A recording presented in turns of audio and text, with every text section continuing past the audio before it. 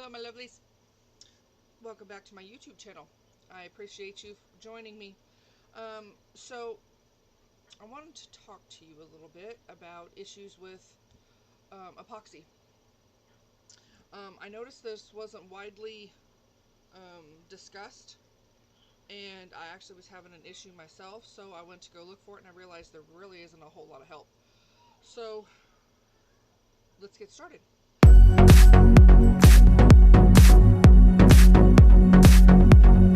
First things first, you want to go from this to this. Cool. What's the issue? Well, I had an issue yesterday where I had this, not this particular cup, of course, but I had everything done. It looked cool. It was beautiful. And I noticed a blemish on it. And on that cup, as I'm looking at the blemish, and I'm like, okay, I can fix that.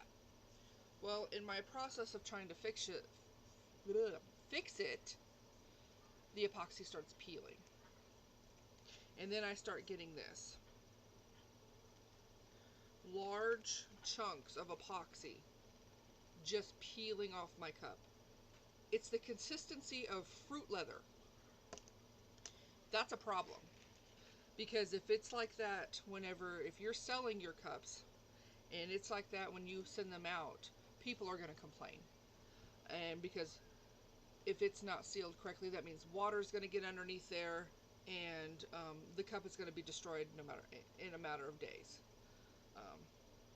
So what do? Well, first things first, make sure your epoxy is mixed right. That is the number one thing. Make sure the epoxy is mixed. Okay, so you know you've mixed your epoxy right. So what's the next step? Humidity. Check your humidity level. That is very important when it comes to epoxy. Get you some kind of meter, whether it's a weather station that tells you indoor and outdoor humidity, because it's the indoor humidity that you need to worry about, not so much the outdoor. You want to make sure your humidity is at optimal levels in your workspace. The other option is you can get there is a little device that does like your pressure, like a barometer and humidity and stuff like that. There's also that. I will put that in the description below. Yes, I do use affiliate links. It does help me out when you do that, but you don't have to. If you find one somewhere else for cheaper, save you some money.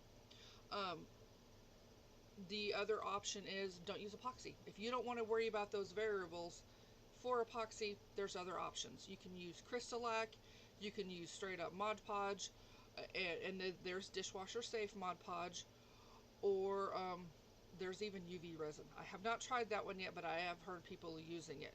That seems a very expensive option because UV resin is not cheap, but those are your options. I live in Texas, so because in the summer months I have a lot of high humidity, so I will probably be doing the Crystalac method more than anything. And even in my house, the humidity does tend to stay lower, about 50, because I have window AC units and they tend to suck a little bit more moisture out of the air. And you can see my cat over here, yeah. You can see my cat, and he's giving himself a bath. Sorry about that. But yes, the humidity level does tend to stay on the lower end inside my house. But outside, it's a sticky bitch. Yeah, it sucks. So, but even I will be using more Crystalac. So, hope that helps you out. If you want to give me a like, subscribe, a comment, anything that helps me out, I would greatly appreciate it. And I will see you next time. Bye bye, y'all.